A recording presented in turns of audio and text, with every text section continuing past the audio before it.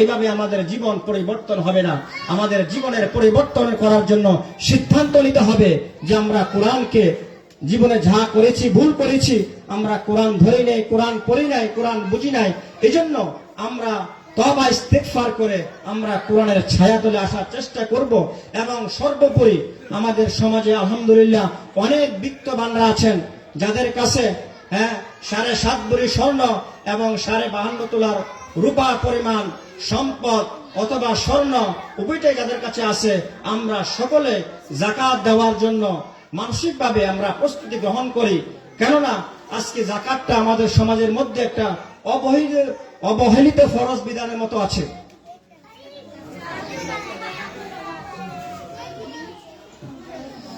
এই জন্য আমরা যারা আছি, আমরা যেখানে আল্লাহ পাক নামাজের কথা বলেছেন সেখানে বলেছেন ওয়াতুজ যাকাত, যাকাতের কথা বলেছেন। এই জন্য আমরা যাকাত প্রদানে আমরা আলেম ওলামারা যারা আছি মানুষকে উৎসাহিত করব, অনুপ্রাণিত করব। যাকাত মানুষের সম্পদকে কমায় না, যাকাত মানুষের সম্পদকে আরো বৃদ্ধি করে। যারা যাকাত দেয় না, কোনো না কোনো কারণে আগুন লেগে হোক, অসুস্থ হয়ে হোক, আপনার থেকে সম্পদ কিন্তু আল্লাহ পাক নিয়ে নিবেন।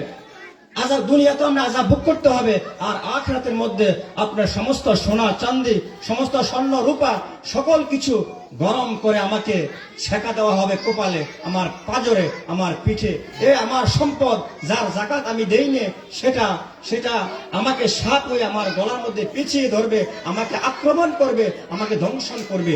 এই জন্য ভাইরা, আমরা যাকাতকে জরিমানা মনে না করে, যিনি আসমানের মালিক, যিনি জমিনের মালিক, যার হুকুমে আমরা নামাজ আদায় করি, ঠিক তার হুকুমে আমরা যাকাতকে প্রদান করব।